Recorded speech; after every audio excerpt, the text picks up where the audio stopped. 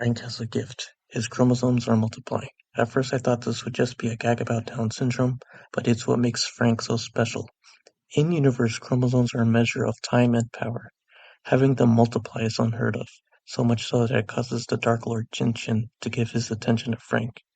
There are many tiers of being: the low brute beast, then mere mortal, Frankenfile, Chimpilla, Beast Lord, and then a godly tier, one that is debated to even exist.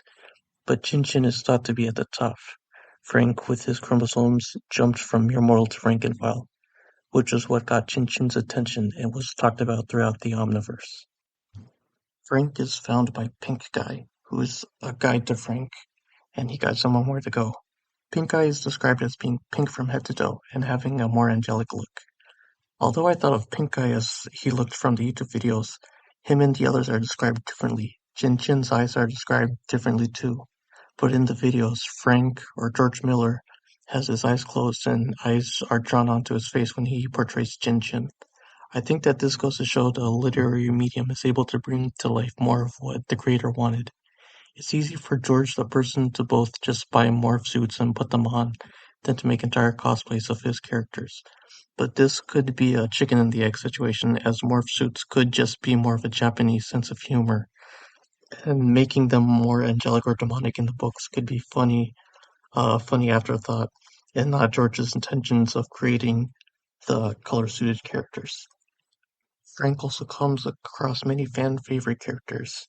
I was even pleasantly surprised to see Red Dick, one of my favorite characters, and they spoofed their Batsu game and eating nasty meals, one of my favorite videos. On that topic, memes from Frank's channel are present, like the "it's time to stop" as an attack to end a battle that seems like it would go on forever, and Welcome to the "welcome to the rice rice fields, field, mother," motherfucker! as Frank kills a chimpilla in the rice fields. The book also contains many different creatures with many different physical aspects. During a game where they have to eat what is put in front of them, one of the contestants isn't able to be affected by the wasabi, so he eats it and wonders what the fuss or challenge is, which also brings up the verbiage. The way we're told that that being isn't able to be affected by wasabi is, I can't even remember, but I have to go back and look. But he is unable to be affected by the certain chemical compound that wasabi uses to be so hot. This joke may be made as a joke or a meme or just for fun, but it wasn't made with a disregard for quality or detail. There are many genuinely beautiful moments.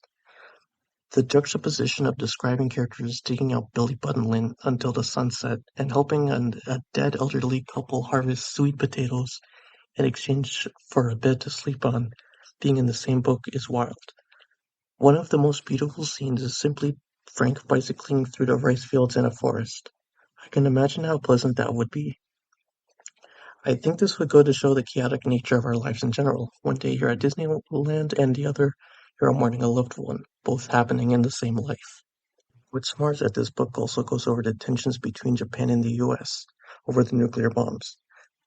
There is an American sergeant that is being described as looking like a pig and being aggressive, and he is constantly harassing Frank during his time as a lab scientist, and he even kills two employees due to Frank mouthing off. As Frank is burying the dead, one of Frank's scientist friends appears, and he appears by leaping out of a tree. This could have just been the guy walking into view, but this plays into the absurdity. Another aspect of this is Frank being spied on by his neighbor, which lives across from his building. There's an alleyway between them that is about 5 feet, but she spies on him with a giant telescope. Not only does she spy on him, but all of her neighbors are spying on him with similarly giant telescopes. This is another moment of absurd humor, one that is present throughout the book, but I think that it sets it apart from it just being another story. If it was not present, what would this book be? Just a story about a scientist being dragged to other dimensions and befriending strange creatures? The absurdity allows for levity and easier connections to be made. It's like giving people the same innate fondness one gets towards a pet. They do things that we find endearing or cute. The strangeness adds to the identity and the appeal. This book is a wild ride, one through many universes. Frank has to constantly find new shelter and food, and it has one of the most harrowing cosmic horrors I can think of. The idea of not only being lost in an alternate dimension, but having your original dimension destroyed. There is a feeling of being lost in hostile territory. But I think that it also highlights the friends he makes. In almost every universe someone tries to kill him, but he still finds the good in good people. This all comes to a head in the final chapters, where Frank is being ruthlessly hunted down by Peace Lords. No matter what dimension he escapes to, he is found and hunted down. Frank at this point just wanted to escape. He wanted to find a universe in the outskirts of the Omniverse where he could live out his days. He puts his friends in danger, so he thinks to hide away, but return every once in a while to visit. Frank escapes to a universe that is similar to space. There is nothing. He is just floating in nothingness. But he is again found. All the Peace Lords that were hunting him and Chin all approach, and they tend to put Frank through the worst hell imaginable, to last for years and then make him a wretched. They are turned to stone, and the light appears. God. Frank has been wanting to speak to him, ask why he has powers, why him of all people. He is not a good person. Frank even becomes a red atheist and asks if God is so good, why does bad thing happen? God explains that it's because of what people choose. When God is not there, the people choose. If they choose to be nasty like the American sergeant, then they will have to deal with that, it itself being a punishment. Frank angers him by asking too many questions, him returning with questions only a god would know, making Frank feel small and insignificant. But eventually Frank is given blessings, the purest forms of emotions. They pass through him: peace, forgiveness, hope, joy, power, providence, and finally love. Frank is given a new name, Francis of the Filth, as he is to be with the lowest of the low.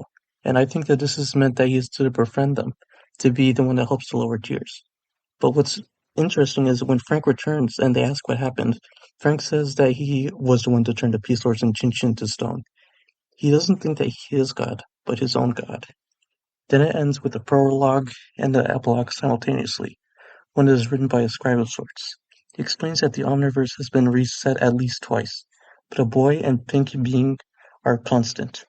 It describes a white room that the boy has unlimited godlike power in, but only that one room, one where he can play, as it were. I think that it's representative of all creatives or people that are hurt. They want a place where they can escape. What a better place than through story. They can convey pain or create joyful moments all for themselves. But at the end of the day, it isn't real. They'll have to leave the white room and be reminded of how powerless they feel. The book is a hybrid of internet humor, absurdity, and solemn moments that reference the morbid.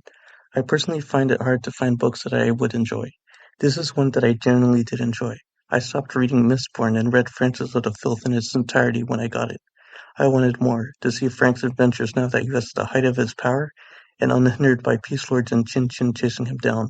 What universe and people he would meet, what problems they would have, and how he would solve them.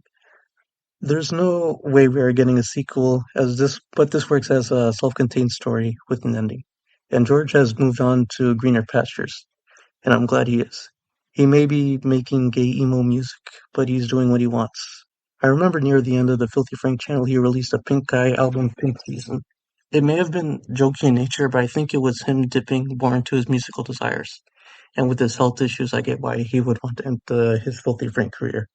No one wants their legacy to be acting like a retard in a pink suit. I think that this also plays into what most creators on YouTube want. They want to have they have to shoehorn in their true desire to create their own series. Linkara, the great Linkara, he may review comics, but there are also hours of story embedded in within his reviews, and even the whole movie he created. Or even political weirdos wanting to be more cinematic or making their persona a character or theming their channels and playing dress up. It's Filthy Frank, motherfucker! It's Filthy Frank, bitch! Let's get some pussy tonight!